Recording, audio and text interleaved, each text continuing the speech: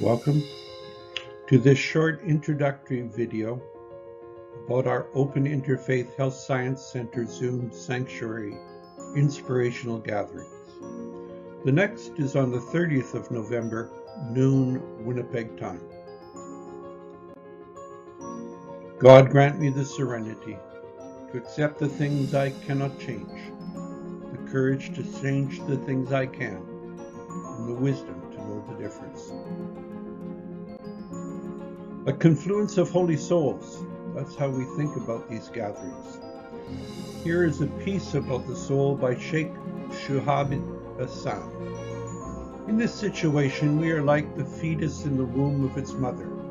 Consider the unborn child whose only home for 9 months is a dark and cramped place where it receives nourishment, warmth, and space to grow. Suppose we could speak to the unborn child. What would we say when describing the world waiting for it outside? We would talk to it about the clouds, the mountains, the trees, and the oceans. We would talk of a spectrum of colors, smells, tastes, and textures. We would mention the thunders of trains, the roaring of planes, the speed of cars. We would describe flowers, birds, and animals, a world of lush gardens and cascading rivers, valleys, and plains. An enormous world of huge deserts, massive oceans, and vast landscapes. A bustling world filled with noise, movement, and numerous nationalities of people speaking a variety of tongues. What could that young soul understand of the next world? All are welcome at our gatherings. We're all equal here. Everyone's free to suggest any changes that would make this a more fruitful gathering, or to take over arranging all or part of any session. In every gathering, there's a moment to get to know each other, what we're each praying for, what is on our hearts, what inspirational thought, song, quote, prayer you've brought. Praise well with others. Since 2014, Baha'is have been actively promoting an interfaith prayer network in Second Life, which is an online site, seeking to promote interfaith harmony, understanding, and collaboration through unity and diversity of approaches to prayer. A Second Life group was formed to help coordinate and announce the events and the diverse faith-based communities and spiritually oriented groups in Second Life were invited to open their prayer events to other religions or to start new interfaith prayer circles. In the Lakota culture, the morning star, just before sunrise, there is a star standing alone, shining brightly in the east. Lakota referred to this beautiful sight as the morning star. This star announces the coming of sun and light to the earth. It heralds the dawn. Because of its great importance in the gift of each new day, the morning star is often used in designs and decorations. Honoring the children that did not come home.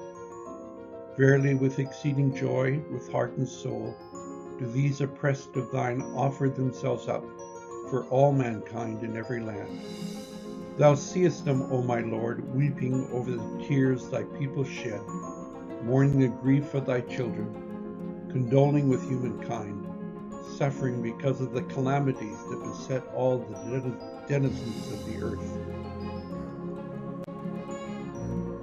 Shuk Effendi wrote that white people must abandon once for all their usually inherent and at times subconscious sense of superiority to correct their tendency towards reviving a patronizing attitude towards the members of other races, of revealing a patronizing attitude towards the member of other races.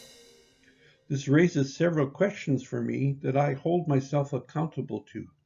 What have I done in my life to address this within myself? How have I worked through this challenge? The dialogue about murdered and missing Aboriginal women is important if we are to build a community we all feel we belong in. It is a hard discussion and a difficult one, even traumatic to hear. Our Aboriginal sisters have had to go through this trauma. We can learn how they deal with being traumatized and can draw on their strength. It's too much to bear. You can mute everything for the duration of the next slide. Pauline Muskego. I recall the emotions I felt knowing that I would be honoring the members of all missing and murdered Indigenous women across this land. My late daughter, Daleen K. Wose Muskego, was one of the thousands who had gone missing and was later found murdered. It was because of what we went through as a family and what all families have gone through and continue to go through that I said yes, and it would be an honor. My family was greatly impacted by our loss. Being able to tell our truth was a way for us to heal from the pain we had went through. However, it is a lifelong healing journey for lots of the family members. Interfaith Prayer Network. Interfaith prayer circles are simple, open, informal events where participants are invited to share prayers and inspirational thoughts from diverse origins and in any language. They gather people of all convictions around the shared ability to tune our hearts and minds to the transcendent, no matter how we understand or name it. There's usually no pre-established service or ceremony involved. Rather, all are welcome to share their prayers or inspirational thoughts in voice and or text, or simply enjoy what others share. Do Black Lives Matter? Most certainly, for they are the pupil of the eye of humanity. Testimonies, confirmations. How is God showing up in your life? Remember that Peter was a fisherman, but through the bounty of the kingdom, he became the great apostle. This was a sign of the confirmations of God descending upon him.